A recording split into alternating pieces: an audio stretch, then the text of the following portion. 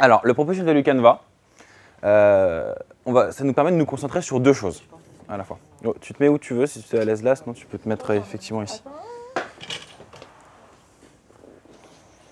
Ça va vachement vous aider à déjà à bien construire votre produit. Du coup, ça aussi, ça vous aide beaucoup à construire votre pitch finalement. Parce que du coup, vous savez exactement quelle est la valeur que vous allez apporter et vous allez réussir à la définir. Et du coup, ça vous aussi vous focus sur deux choses, qui est comment votre produit doit vraiment répondre à un besoin utilisateur.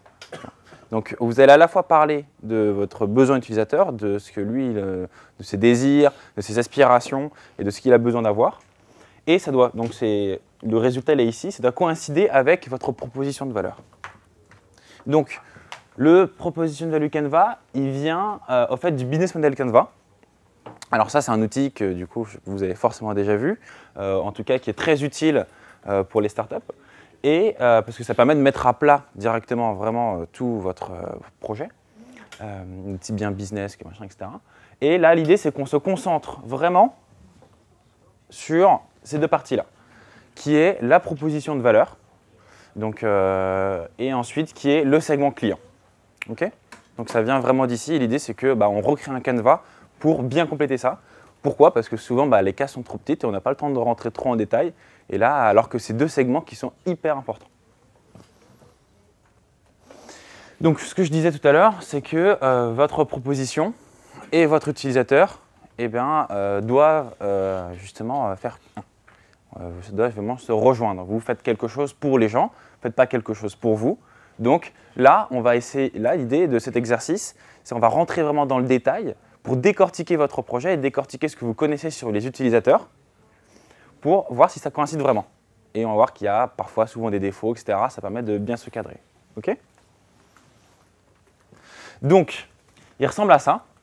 Et j'ai rajouté cette grosse flèche ici parce que l'objectif, enfin l'intérêt de ça vraiment, c'est de toujours commencer par l'utilisateur. Puis après, on travaille sur le produit. Donc, c'est un canevas, il va falloir qu'on remplisse des cases. Et on va commencer par remplir donc, les cases utilisateurs. Et ensuite, on va remplir les cases produits. Jusque-là, tout va bien? Oui. On va aussi vous distribuer, je ne sais pas où il est Martin, mais normalement, on va vous distribuer donc, ces canevas pour que vous puissiez commencer à le faire. Je sais pas. Béry, tu peux aller chercher Martin, please? Donc, alors, là on rentre vraiment du coup directement dans le dur. Ensuite, on aura juste toute la matinée pour le faire. Et donc, il est un peu complexe. On va avoir aussi des fiches qu'on va vous donner pour récapituler ça et aller un cran plus loin pour qu'on puisse continuer ensemble.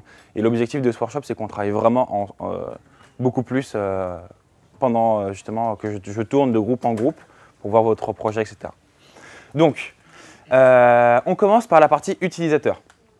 Et il y a trois cases. Il y a la case, on a tout traduit en français parce que normalement c'est vraiment un exercice qui est en anglais. Donc il y a la tâche rôle, la case rôle. Ensuite il y a les besoins et les contraintes. Donc ici les rôles, vous allez lister tout ce que l'utilisateur essaie de réaliser. Donc par exemple, ça va être, par exemple si on a un site pour vendre des vêtements, voilà, il veut être à la mode, il veut passer l'hiver au chaud, donc ça veut dire qu'il veut acheter des vêtements chauds, ça correspond aux saisons. Donc là, ce qui est important de prendre en compte, ça va être tout le contexte qui englobe l'utilisateur. Donc là, l'objectif ici, c'est de lister tout ce qu'il veut faire. Ça, c'est très simple. Vous n'avez qu'à reprendre ce que vous avez écrit dans les personas et aussi comment vous l'avez détaillé dans les journées map, n'est-ce pas?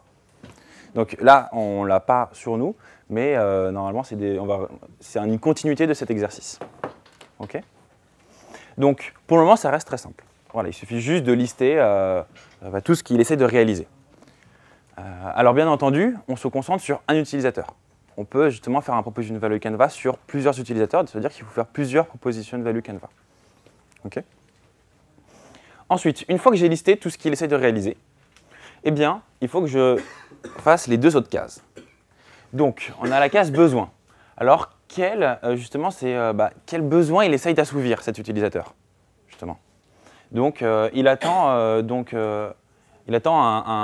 résultat et il a des désirs il a aussi, on peut aussi lui proposer des réponses à des besoins qui sont non assouvis, etc. Donc typiquement, ça va être... Alors, pardon, je vais enlever ça.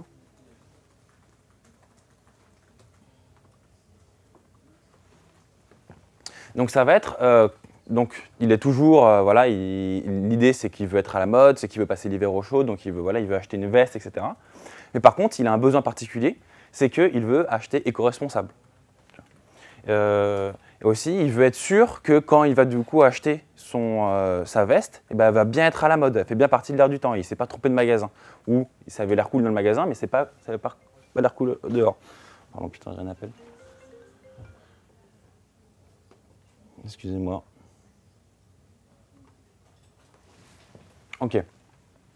Tout va bien? Ouais, dis-moi. J'ai du mal à avoir la distinction entre les deux parce qu'en soi, je veux être à la mode et je veux être sûr que la veste est à la mode, c'est la même chose pour moi. Donc j'ai du mal à voir ce qui est en besoin et ce qui est la distinction entre les deux. C'est peut-être l'exemple qui... Ouais, c'est-à-dire que ici, dans le rôle, l'idée, c'est que dans la tâche qu'il veut faire, c'est vraiment quel type de... quel type d'action vraiment, enfin, il essaie de réaliser, là je fais que relire ce qui est écrit, mais il faut que ce soit juste des tâches qui soient plutôt basiques, justement. Et puis après, dans les besoins, ça nous permet d'aller un cran plus loin et de détailler vraiment quel type de besoin il a envie. Donc là, c'est un exemple aussi qui est très léger, on ne rentre pas forcément en profondeur, mais c'est vraiment le désir que lui va exprimer. Tu vois, tu peux très bien avoir ta tâche, ça va être de communiquer. Par exemple, je vais prendre un autre exemple par exemple, plus le téléphone, où toi, tout ce que tu veux faire, c'est communiquer avec ta famille, mais ton besoin, parce que tu as besoin de rester en relation proche, parce que tu as besoin de suivre l'avancée de toute ta famille, etc., et d'être au courant. Tu vois. Donc c'est juste une variation, c'est un petit peu différent, mais c'est pour préciser. Et l'idée, c'est de pouvoir préciser ça en termes de besoins ou en termes de contraintes. Tu vois. Donc les besoins, c'est ce qu'on va... alors attendez, je suis désolé, on est pas mal dérangé. Donc besoins et contraintes. Donc les contraintes. Typiquement, les contraintes, ça va être quand tu essayes d'acheter cette veste, eh bien, tu essaies d'être à la mode, etc. Et bien parfois, tu te retrouves, il y a trop de sites sur Internet. Donc dans l'environnement dans lequel il évolue, ton utilisateur, il n'y a pas que ton produit. C'est pour ça que c'est intéressant de vraiment commencer par lui. Parce que quand lui, il veut absolument passer son hiver au chaud, donc réussir à trouver la veste qu'il faut, il se retrouve à trop de choix sur Internet, parfois par exemple. Tu vois. Donc ça peut être une contrainte. Parfois aussi, il a du mal à se projeter. Ça peut être aussi une contrainte. Et donc, il faut réussir à trouver les contraintes. Ici, on va juste lister les contraintes que notre utilisateur peut éprouver par rapport justement au contexte de notre produit. Donc ça, normalement, on l'a déjà dans l'exercice du persona, déjà une case où on met pas mal de choses, etc. Et aussi, dans la journée map, on se rend compte des contraintes au moment précis du projet. Donc, c'est tous les obstacles qu'il va retrouver. Je suis désolé pour toutes les coupures, mais est-ce que ça va? Vous suivez? Pour le moment, ça va? Vous arrivez un peu à vous projeter dans votre projet? C'est bon? Alors voilà. Il y en a 3 par personne sur recto verso et 2 reste pareil. 3 par personne? D'accord, ok. Ça, c'est des fiches qui complètent ce que je dis. Donc ça va beaucoup plus loin. Et ça pourra nous aider pendant l'exercice parce que c'est toujours difficile de réussir à le reprendre pour son projet. Donc là, c'est vraiment pour vous aider, vous pourrez les garder pour la suite. Donc une fois qu'on a fait ça, eh bien, on s'attaque à la case produit. On s'attaque à la case produit. Donc là, on va vraiment penser à son produit, donc à comment il est actuellement ou à comment vous voulez qu'il soit. Alors, on a 3 cases. La première case, elle est très simple. La première case, vous avez juste listé tous les produits, tout type de service ou produits que fournit votre projet. Typiquement, là, dans notre exemple j'ai un site web qui propose des vêtements, moi, j'ai un catalogue de vestes, j'ai un service après-vente, je propose des produits éco-responsables, etc. Et donc, tu listes tout ce que ton projet peut donner. Puis ensuite, tu mets en détail quel type de valeur, donc là c'est la case création de valeur, donc comment est-ce que les produits eh ben, crée du bénéfice pour l'utilisateur. Donc là, ça crée du bénéfice pour l'utilisateur parce que j'ai une vidéo qui montre la fabrication de comment c'est fait, donc j'ai une transparence sur mon produit. J'ai aussi une transparence des prix, etc. Donc là, je coïncide avec le côté un peu éco-responsable qui était attendu, etc. Et là, je peux donc lister toutes les choses qui vont apporter vraiment de la valeur à mon utilisateur. Et les solutions. Donc les solutions doivent répondre aux contraintes de notre utilisateur. Là où on avait un utilisateur qui pouvait être un peu perdu parce qu'il n'était pas forcément sûr que c'était la veste à la mode, on peut lui proposer un styliste en ligne, par exemple. Et donc, voilà, ça, c'est le type de solution que doit apporter un produit par rapport à la contrainte qui a été analysée sur l'utilisateur.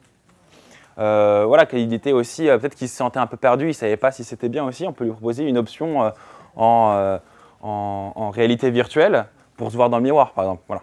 Donc là, c'est des idées qui sont comme elles sont. Mais j'espère que vous comprenez un petit peu donc, le point de vue du projet. Vous avez des questions ou pas? Tout va bien? Parce que finalement, l'objectif principal de ça, c'est de faire coïncider les besoins avec la création de valeur et les contraintes avec les solutions. Donc, l'objectif de ça, c'est qu'effectivement, on puisse matcher au maximum que notre produit puisse matcher au maximum des besoins et des contraintes. Par contre, aucun produit ne peut répondre à toutes les contraintes et à tous les besoins des utilisateurs. C'est impossible.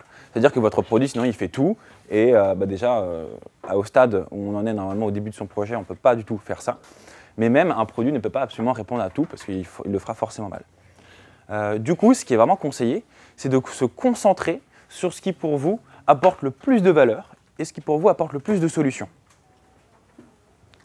Okay. Donc forcément, vous allez avoir des besoins qui vont être non assouvis et des contraintes on ne va pas trouver de solution.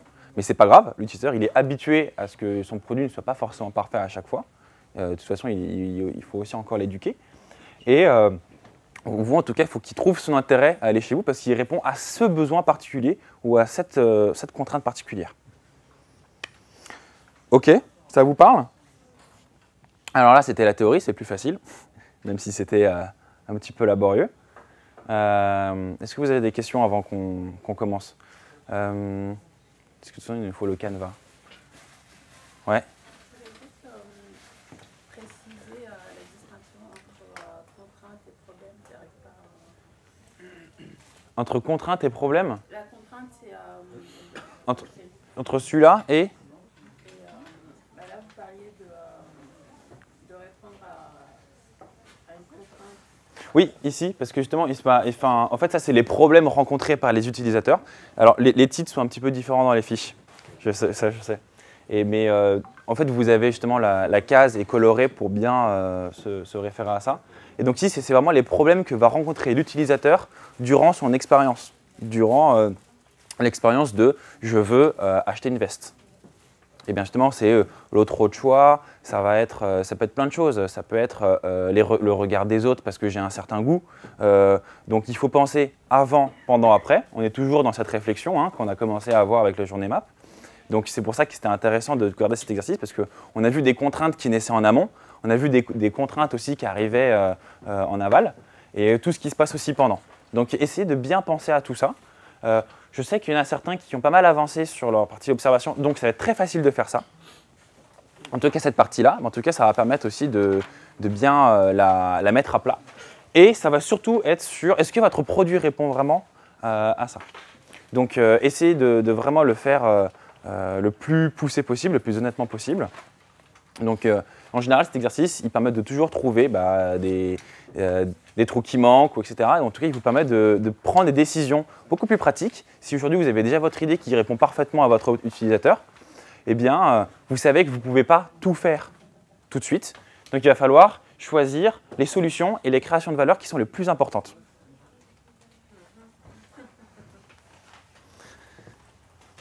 Ah bah non, c'est bon.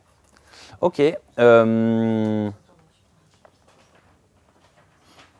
Donc, on va commencer les exercices maintenant que vous avez reçu les canevas. N'oubliez pas, on commence bien par la partie utilisateur.